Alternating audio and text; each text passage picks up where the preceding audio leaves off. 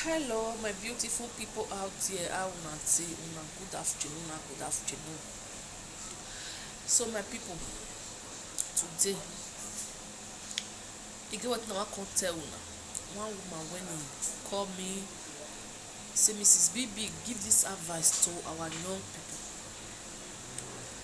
Now the woman don advance saying he dey watch my video, the way when I take the talk my topic say e still like am because say na me na him wan give this advice, make I take advice our people so na una hear am. He say about 32 years ago wetin happen to he get many daughters. He no tell me how many children he born o. He say he get many daughters, but one for inside wey dem dey call Mandali go dey friend one man for their the village wey dey for grow up, wey dey for bonding the whole town. So as they come dey follow one man, people for that man family come tell am say where your daughter dey play dey go, those people they don dey marry reach evening. No dey lis ten o. They don dey marry reach evening. Their marriage e no dey last. This your daughter e too fine, tell am make e enter house, make e look for another person wey go dey follow people wey come from responsible family. These people wey dey follow so they still dey responsible, but their marriage no dey last. Na the problem wey those people get for that family. More una dey lis ten. Even the women still go marry for another place, there must be a confusion. Una dey lis ten. He say he come call him daughter, he come tell am say see wetin he hear, abeg enter house my daughter, you still fine, you need dey grow dey come, you go see your own, the one wey you go still like. He say daughter no hear. He say never reach 2 months or there when he advise his daughter. One man for that the same village come. He say they be good home and good family, a respectful family. Come seek this his daughter hand who dey talk so Mandali hand for marriage. He say he come call his daughter say gree for this family, you go enjoy them, they dey okay. He say her daughter no gree. He say that time they come bring drink, say they wan go take do introduction, maybe they just do am maybe by force, he go follow them. Those people bring drink come for this girl for this Madalena to talk to the family say he no go marry, una leave me alone. Na make am. He say make I take am. This woman na he just call me, I no know am, he no know me, I no know where he from come. He just call me tell me say make I give this information out in case of people who say they sabi vex for unnecessary thing.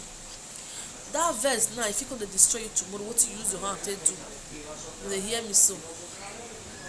He say na his daughter no beat them, he no kill them, he throway their palmy wey dem bring come. He say he know say that thing wey his daughter do no be wetin good, na abomination to the land. If you know say you no go marry person, you no get right to take throway the drink when he bring come. Make he still carry that drink go out by himself as he take bring am. He say do am finish, na he come run go beg them. He say na whether na that one, whether they accept the begness, so they no come gree or na that one no come know. He say since when dem born am, he no know wetin they call to go check something. It depend on Christ.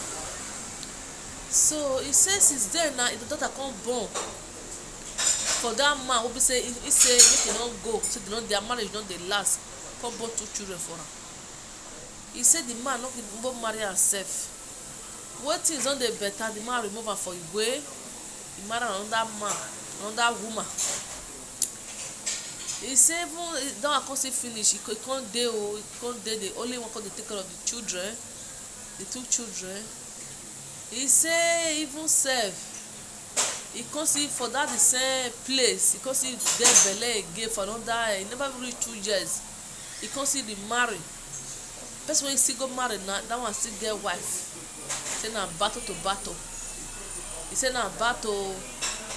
E say this life, this woman say if mama dey talk to una, your mother na wetin where mother dey see, e say children no go fit see am. E say cause he born for that one o. As he say born for that one, the marriage no still work, na still 0 upon 0. Say since then e come still go dey follow another person wey be say still get wife. It's whether na you dey use wife woman wey you get wife take swear for am, e no come know. Say go dey follow that one o. Well, that swear wey those people go swear that hate sadness, na him come dey warn am say they no go even see who go marry am again. Disappointment must come. He say na so he see am. He say na only you want for his daughter. Na this things dey happen to since then. You no know wetin you wan do. Make I advise am. Now I say for my advice, mama, this topic e dey very strong and sad. You to set out those family, the man still dey alive, you for go beg that man and him family wey dey gather come. Na so I come tell am. He say na truth, he go beg them again. Konke esa na novera. He still go beg them again. In a novera the neta yellow. He still go beg them again. I say that is the only thing make he go beg again. So you see, make I come use this one tell advice all young people wey sabi vex. Wetin no be your own, no trouble am, because na money na that person take buy am. E no easy to make money. Na that one now I come tell una, my people, as you can see me so now, I tire. So when I hear this story since yesterday, I was weak and tired. Say he say for him mama say for him believe. Now that one dey worry this daughter. You understand? He say up all the fight wey he fight for that man now, the man no even want am for his life anymore. Una see, no, una see how life.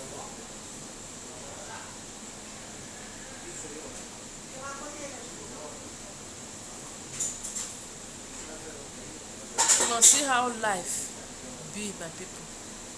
Life is no easy. Life no be wetin easy o. If your mama una papa dey talk to una, make una dey hear.